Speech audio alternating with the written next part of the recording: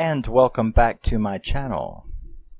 Or if you're new here, just welcome. My name is Rusty, and this is my channel where I talk about my favorite movies, mostly horror, and my favorite music, mostly metal. And we are going to continue with day 6 of Found Footage Week. And we are going to continue it with a little independent found footage horror movie from 2015 called The Gallows. Now, I've heard bad things about this, or I had heard bad things about it, but I never let that stop me. If I find the premise interesting. The Gallows was released in 2015. It was directed by Travis Cluff and Chris Lofing, and written by Chris Lofing and Travis Cluff. And it stars Reese Mishler, Pfeifer Brown, and Ryan Shoos, who use their real name as the characters, which is kind of interesting. So the characters are actually the name of the actors. They may have different, I think they have different last names, but they use their real first names, which is pretty cool. Does Cassidy do the same thing? Yes. So Cassidy is also really named Cassidy in real life. So, like I said, it was written in 2015. I have heard bad things about it. A lot of people said it's not very good, and I disagree. It is too short, which, automatically gets a point knocked off for me. I'm sorry. My rules, my channel, my life, my collection. I bought the damn thing, okay? So, you'll have to accept my ruling. I am the judge of this place. So, this movie begins with a drama class. It's 1993, and they are performing for the school play. They are performing a show called The Gallows with this really dramatic scene where the guy is going to get hung. I believe his name is August, and he's going to be hung. And it's the final farewell between him and his girlfriend. So, everything seems to be going fine when some kind of horrible accident happens. Why they would rig up a gallows that this could even happen on, I don't know. But, the trapdoor falls, and this kid named Charlie falls through it and is actually really hung in front of the entire student body, or those who attended the show anyway, and the family and friends in the town who had come to see this play. Now we fast forward to 2013, so that's what, 20 years later? Yeah. So, you have Reese, Ryan, Pfeifer, and Cassidy, and they are going to, and the drama teacher, Mr.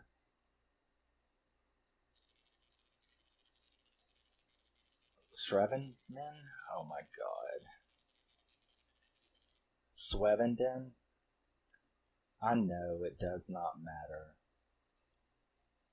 Schwendeman. There you go.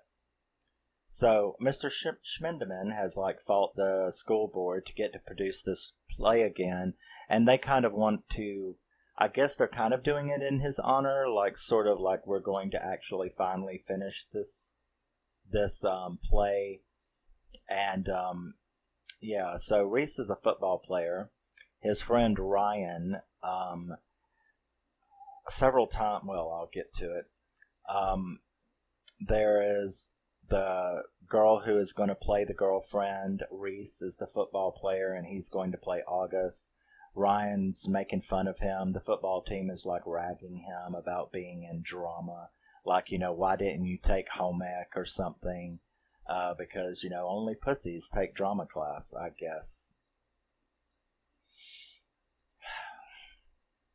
So, they're going, it's 2 days before the event. They're doing their rehearsals.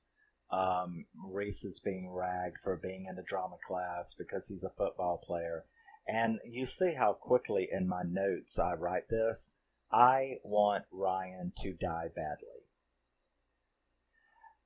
Ryan, his character is the absolute epitome of toxic bro. I wanted him dead like within 13 minutes of the movie beginning. I was like, I hate you. Deep down in my soul, I hate you. I hate everything about you. Well, I mean, you're kind of cute, but you're still an asshole. There's a lot of cute people out there who are not assholes. So I wanted him dead. The teacher had to fight, the school board to get this because it seemed sacrilegious after the accident. Not before the show, Ryan, who has been ragging Reese all of this time, comes up with this plan when he finds a door that is broken in the back of the theater. And he's like, idea. The only an idea stupid, dumbass bro jocks would get. What if we come in the night before the play?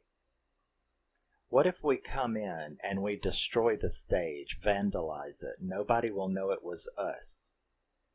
And when they come tomorrow, the stage will be all vandalized and they won't be able to put on the play. And you, macho football player Reese, will not have to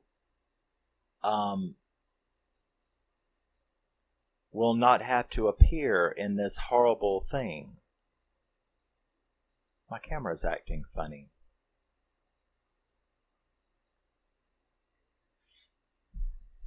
I'm not really sure why. Are we about to have some kind of breakdown? Okay. Unless...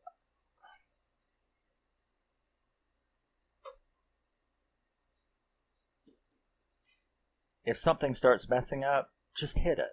That's my answer to everything, it seems.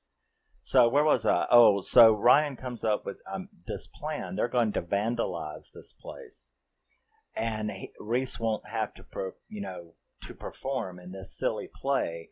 Not only now, at least he does have one legitimate reason, and that is that Reese is a pretty shitty actor. And he's like, you're making a dick of yourself. You act like pathetic. He then discovers that, the reason he's really doing it is because, of course, he likes Pfeifer. Yeah, like I needed that shit in here. So, they're going to do that. They go ahead and finish with the rehearsal. During that time, we meet this blonde lady, and they sort of talk to her about the incident. Turns out that she was there at that incident. And they talked to several other people who were at that incident. And then they put the plan in, Ryan presents this plan to Reese and Cassidy, who agree to it. So they go and they pick Reese up, and the three of them go to vandalize the stage. They get in there. They're almost about ready to begin when, of course, Pfeifer shows up. Now, Pfeifer says that she saw their car in the parking lot. Oh, yeah, we should have parked somewhere else. I told you to park somewhere else. So now she's in there with them. They kind of make it out like they were just trying to get in some rehearsal. Reese was trying to rehearse because he likes her.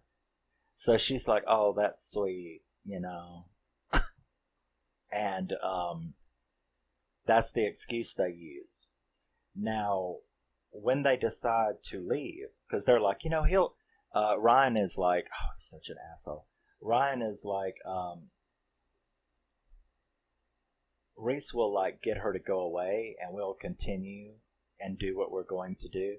And Cassie's like, well, we can't do that because if we do, they're going to know it's her because Pfeifer was here and saw us here. You dipshit. So it doesn't really matter anyway because bim bam boom, the doors won't open. They're all locked in there. So they start freaking out. They can't get out.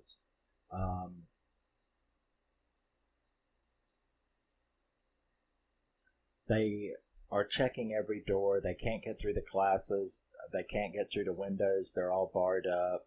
There's no way to fucking get out of this place. They end up finding like a basement. Like this old hidden basement, and it's like got a lot of creepy scenes in it. They find this really weird shit. They find a TV down there on static, and when they get to it, like it actually shows that incident from 1993, like it's a VCR tape. And then it goes off, but there's no VCR tape in the machine, right? So all of this really, stuff starts happening. They also discovered that Charlie was originally supposed to be the hangman, not the person. He was not supposed to be August, who, the character that gets hung. He was supposed to be the hangman. So what was Charlie, what happened? Why was Charlie suddenly August? So they start kind of wondering about that. Now,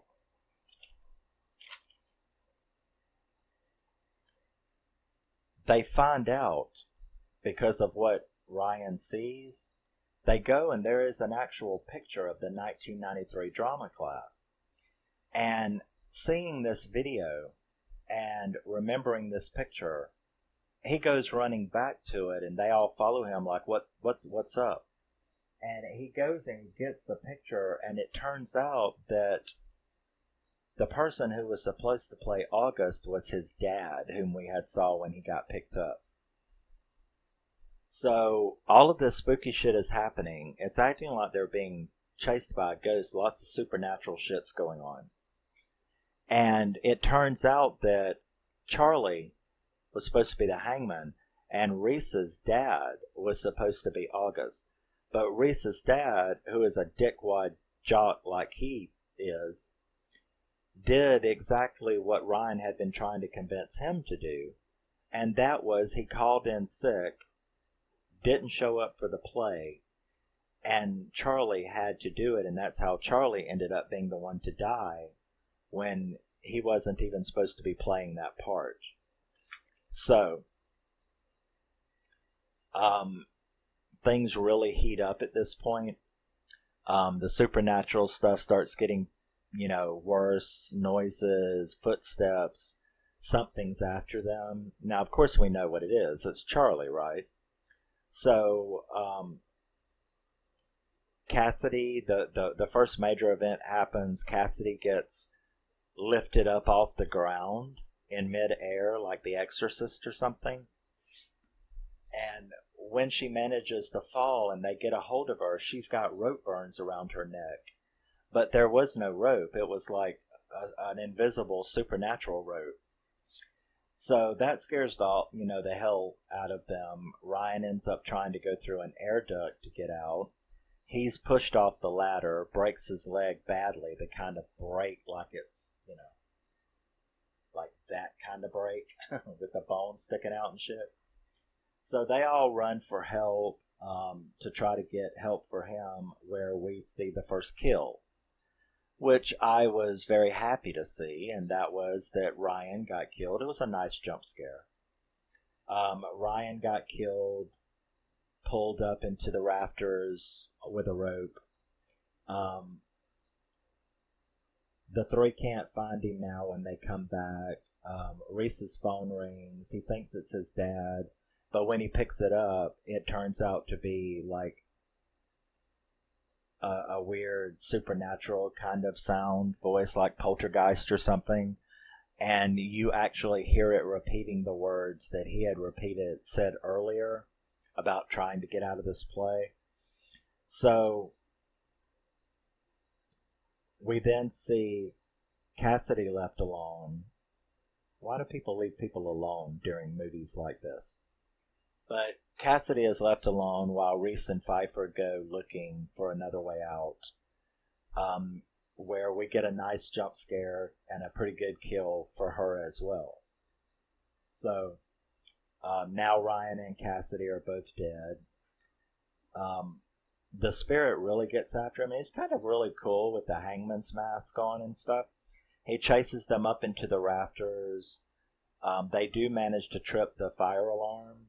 The fire alarm goes off while they're up there. So they think, well, the cops must be down there now, right? Somebody turned the fire alarm off. So the fire department and the cops are here. So we got to get back down there. Of course, before that happens, they find Ryan and Cassidy's bodies strung up. And the Ryan one, when they turned around and, yeah, that I jumped when they did that. So they find Ryan and Cassidy's body downstairs. They get, they don't find them downstairs. They found them up there.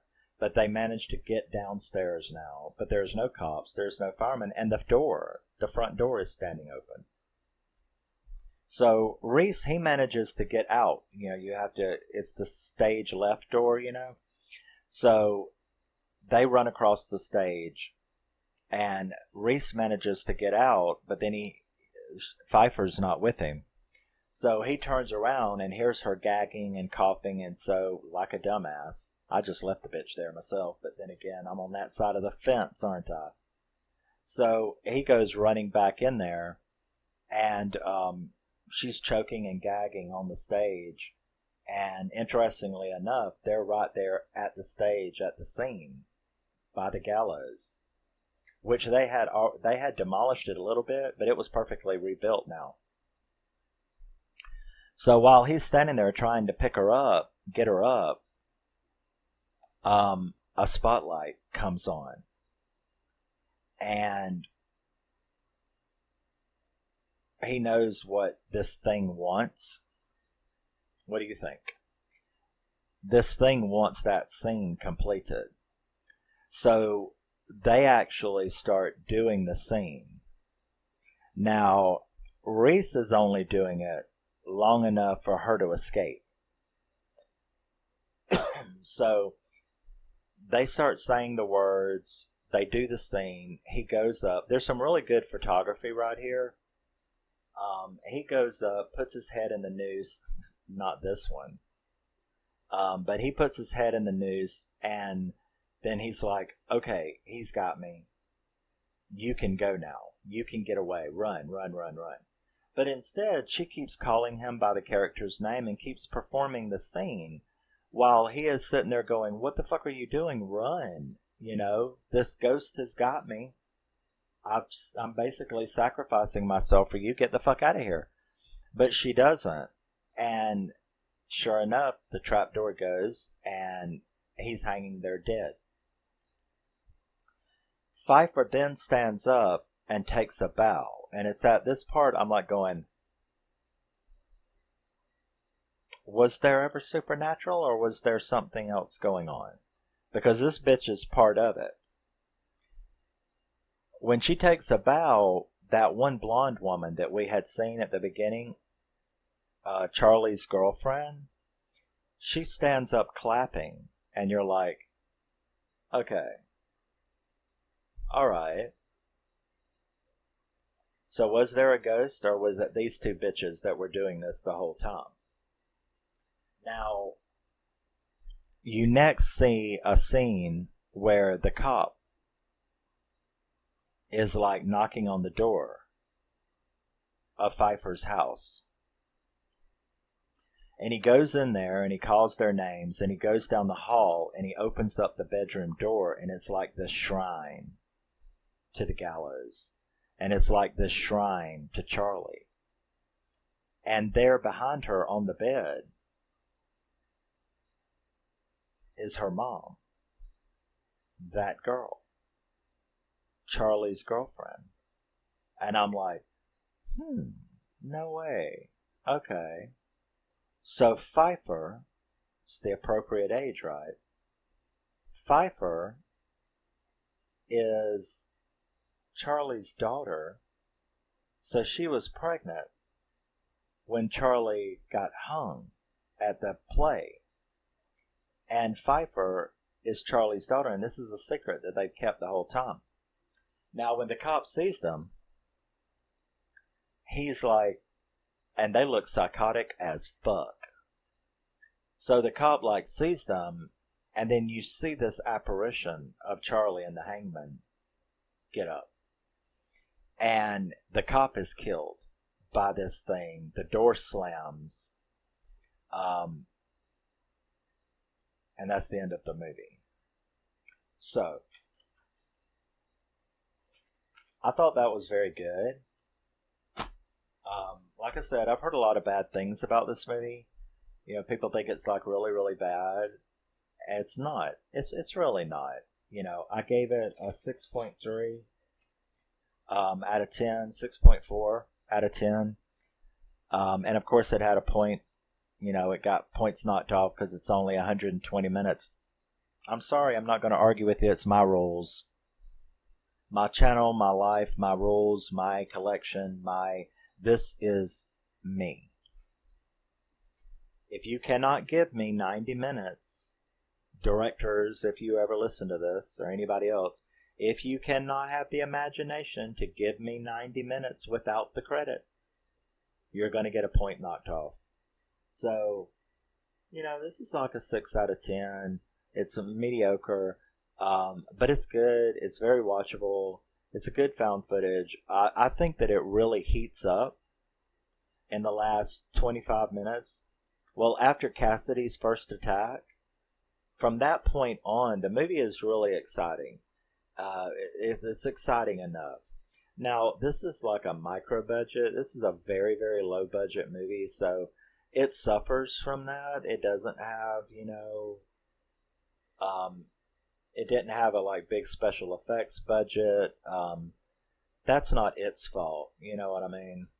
And so I think that it was very okay. It was very good for what they had. I don't know if it shows the budget or not, but it's got some cool extras on it too. Talking with the directors about the fake trailer that they made that to get people interested in this movie, because you know they made a fake trailer, one of those fake trailer things like that Thanksgiving one that Eli Roth did. You know, it's not a real movie, but it's a trailer to a movie that doesn't exist. So you get to see it. You get to see the original short version, which in my opinion, this is a short version. It's only 120 minutes. I mean, it's only an hour and 20 minutes. So that's what, 80 minutes? It's not acceptable to me. But I think they did really great. I think the last 25 minutes of this, the setup is fine, you know. It moves up in score as it goes along, you know, and so when the story starts unfolding, I thought the twist was really good. I didn't see that coming. I didn't until she stood up and took a bow. Until that moment, I really didn't know she was part of this. I didn't put it together, and I'm good at putting shit together, and I didn't put it together. So that was pretty good. I like the way it ended. I know there is a Gallows Act 2. I don't know anything about it though. So I don't know if it picks up the story or what that's about. I'll have to look into it. But yeah, 6.4 points knocked off for being too short for me. It was a nice cast. A good nemesis, or not nemesis, but a good villain. You know, the ghost of Chris, the hangman. And I knew it couldn't have been those girls because they did show the kills. Not the gory stuff because they didn't have a special effects budget for that. But the gory, the kills themselves, like when they were gotten, that was decent special effects. And they were good jump scares. But yeah, it's a good mediocre movie. I don't think it's as bad as it made out. I gave it a 6 out of 10 on that. I round up or down, you know. I wish the International Movie Database would have the points, you know, to like give people the really. I really wish there was somewhere that gave people like a really extended way of rating movies so you could get really technical with it. In other words, I wish I could rate it 6.4 or 5.2 or something like that. I really don't like 5. You know, the 5, I think that's really, I think that's too general. So I do prefer the 0 to 10. But I actually wish there was points in between. So you could do like 7.3 or something.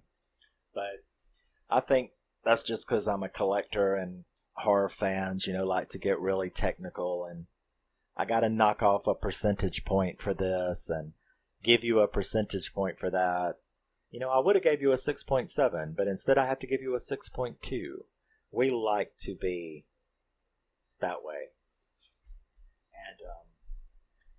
And at least International Movie Database gives you a 10-point score, so, you know, that's a little better than the 5 one. But yes, I will see you in the next. This was day 6 of Found Footage Week, and it was The Gallows from 2015. Not as bad as people say. You know, you have to go into a movie knowing what it is, and this was a very low-budget indie movie, and I think it was just fine. I don't regret having it. I like having it, and I probably will watch it again. Even if it's just to look at Reese. Leave me alone. And I will see you in the next one. Love you, miss you, but always always remember, never forget, you're a very special person no matter what anybody tells you. And I will see you in the next. Keep rocking very, very hard. 5-finger death punch rules. Keep rocking very, very hard. And keep screaming, but only when appropriate. Which we all know is every day you wake up. Bye-bye.